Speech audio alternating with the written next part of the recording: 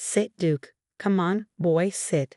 I begged, but my German shepherd just stared at me before knocking over another vase. Luna, my Labrador, was already running around, carrying up the new pillows I had just bought. See, this is exactly what I was saying, my mother-in-law, Patricia, said with a smirk as she stood in the doorway, arms crossed. These dogs are completely out of control. I told James you weren't fit to take care of them. My name is Emma, and until 3 months ago, my dogs were well trained. Duke and Luna knew advanced commands and were always gentle, but suddenly they started acting differently. At first, it was small things. Duke stopped listening to me but obeyed everyone else. Luna started destroying things, but only my things. Then they started having accidents inside the house, but only in my home office. I don't understand, I whispered as Duke ripped apart another cushion. They were never like this before. Patricia sighed and pulled out her phone to record the mess. They need a firm hand. James always said you were too soft. Maybe you should find them a better home. My stomach tightened. James, my husband, was away for 6 months on military duty, and since he left, Patricia had been around more and more. She never liked me much, and lately she had been even harsher. They're my family, I said firmly, trying to catch Luna as she ran past. I'm not giving them up. Family? Patricia scoffed. They're just dogs, and they don't respect you at all. Look at this mess. I looked around the room, feeling like I might cry. The strange thing was, my neighbors said the dogs were well behaved on walks. The pet sitter had no issues when I was at work. It was only when I was home that they acted up. That night, after Patricia left and the dogs calmed down, I sat in my messy living room watching old videos. There they were 6 months ago, doing tricks. 4 months ago, playing gently with kids. 2 months ago, walking perfectly on a leash. What had changed? Just then, my phone buzzed. A message from James. Mom sent me videos of the dogs. What's going on, Em? She says they're out of control. I started to type a reply but stopped. How could I explain that they only misbehaved around me, and that they were at their worst when Patricia was watching? Something wasn't right. The next morning, while cleaning up, I noticed something strange. Duke's old training treats near the back door. We hadn't used those in months, but there they were. I picked one up, confused. These were definitely the old treats, but how did they get here? Then I remembered. 2 weeks ago, I had seen Patricia's car in my driveway when I was supposed to be at work. She said she was just checking on the dogs since she had a spare key. At the time, I hadn't thought much about it. Now I wasn't so sure. I walked into my home office where the dogs had been having accidents. Behind my desk, I found more treats. And something else, a small red clicker, like the ones used for dog training. My hands shook. This wasn't my clicker. Mine was blue, sitting untouched in the kitchen drawer. The puzzle pieces clicked together. The dogs were fine for everyone else, but acted up only around me. Old treats appeared out of nowhere. Patricia kept pushing me to give them away. She was always ready to show James videos of their bad behavior. Could she really be behind all of this? That night, I made a plan. I bought 3 pet cameras and placed them around the house. One in the living room, one in my office, and one near the back door. Then I waited. For days, I stuck to my usual routine. I went to work, took my lunch break at the same time, and kept everything normal. The dogs continued their strange behavior, angels for others, troublemakers for me. But now I was gathering proof. After a week, I checked the camera footage, my heart pounding. At first, I saw nothing unusual. Then, on the 4th day at 10:30 a.m., the back door opened. Patricia walked in, carrying a bag from the pet store and smiling. I watched, fists clench, as she pulled out the special treats and the red clicker. Okay, boys, she said sweetly as Duke and Luna wagged their tails. Time for some special training. Let's show Emma what bad dogs you can be. I watched in shock as the video played.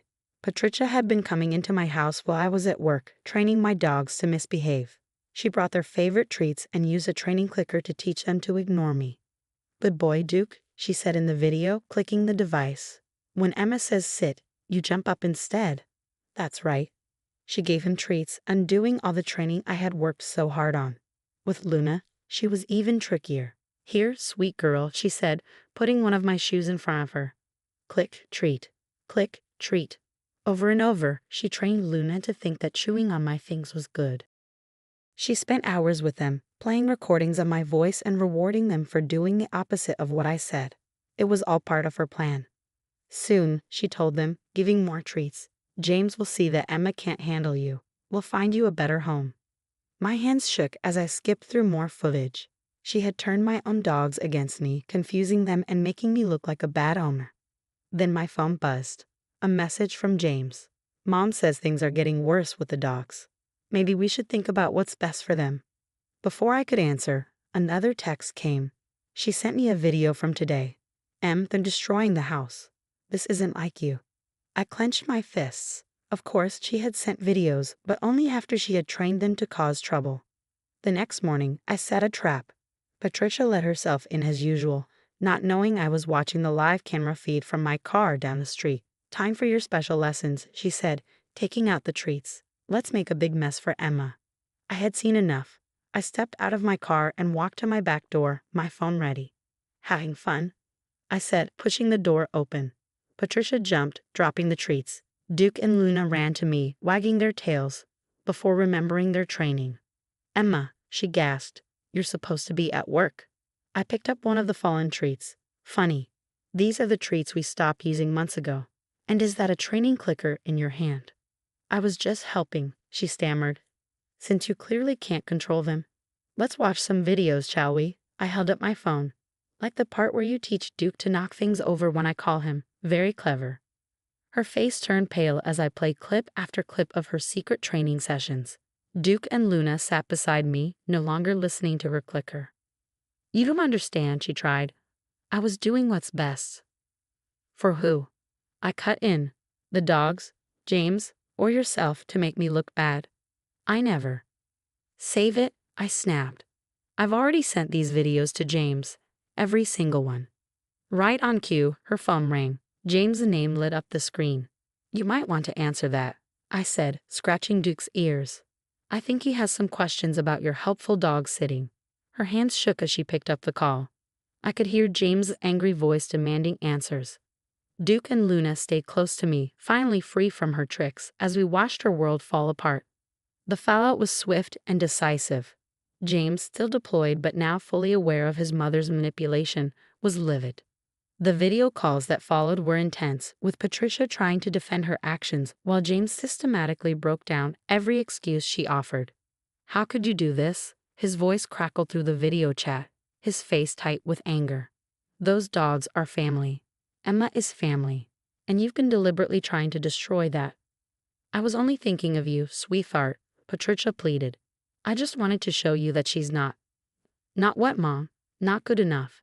Emma's been running our household, taking care of our dogs, and supporting my career while I'm deployed. And you've been sneaking around, actively trying to sabotage her. I sat quietly during these conversations, letting James handle his mother while I focused on rehabilitating Duke and Luna. It took time and patience to undo Patricia's malicious training. We had to restart from basic commands, rebuilding their trust and confidence in responding to my voice. The breakthrough came during a sunny afternoon in the backyard.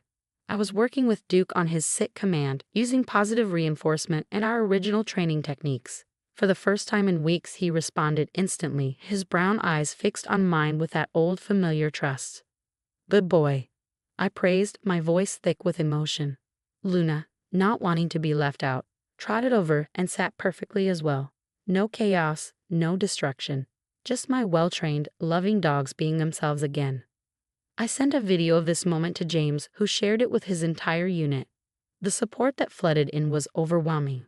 Even his commanding officer, a devoted dog owner himself, sent a message expressing his outrage at Patricia's actions and his admiration for how we were handling it. Patricia, faced with irrefutable evidence and the loss of her son's trust, finally broke down and admitted everything. She convinced herself that by making me appear incompetent, she was somehow protecting James. The dogs had been an easy target, beloved family members whose behavior could be manipulated to serve her agenda. I never thought about how it would hurt them. She admitted during a family counseling session James had insisted on via video call. Or how it would hurt you, Emma. I was so focused on proving you weren't right for James that I became someone I don't recognize. The road to reconciliation would be long, and trust wouldn't be rebuilt overnight. James made it clear that when he returned home, things would be different. Patricia's unlimited access to our house was revoked, and any future visits would be supervised until she could prove herself trustworthy. Life settled into a new rhythm. The pet camera stayed up, no longer needed for surveillance but serving as a way for James to check in on his whole family while deployed. He loved watching Duke and Luna's progress as they returned to their well-behaved selves, often calling during their training sessions to cheer us on. As for Patricia, the incident forced her to confront some uncomfortable truths about herself. She started seeing a therapist to work through her control issues and enrolled in a positive parenting class, her first step toward understanding healthy family dynamics. 6 months later, when James returned home, he found a house full of joy instead of chaos. Duke and Luna performed their entire repertoire of tricks flawlessly, showing off for their dad without a single overturned vase or shredded pillow in sight. "You know what this whole thing taught me?" James said that night as we sat on the porch watching the dogs play in the yard. "Sometimes the strongest people aren't the ones making the most noise. You could have exposed Mom immediately, but you gathered evidence, protected our dogs, and handled it all with grace." I leaned against his shoulder, feeling the warmth of family, both human and canine, surrounding us. "I learned something too," I replied. "Sometimes the worst situations bring out the best solutions." Those pet cameras, I'm thinking of donating some to the local shelter. They help adopters bond with their new pets remotely. Duke and Luna rushed over, squeezing between us on the porch swing, their tails wagging contentedly. They were more than just pets. They were the catalyst that exposed a deeper family issue and, ultimately, led to its resolution. As I scratched Luna's ears and watched Duke rest his head on James's lap, I realized that sometimes the happy ending isn't about everything being perfect. It's about being strong enough to protect what matters, wise enough to handle conflict with grace, and loving enough to leave room for redemption. Even Patricia, who now visits monthly under our new boundaries, has learned to show love without control. Last week, she brought over proper training treats and handed them to me to use.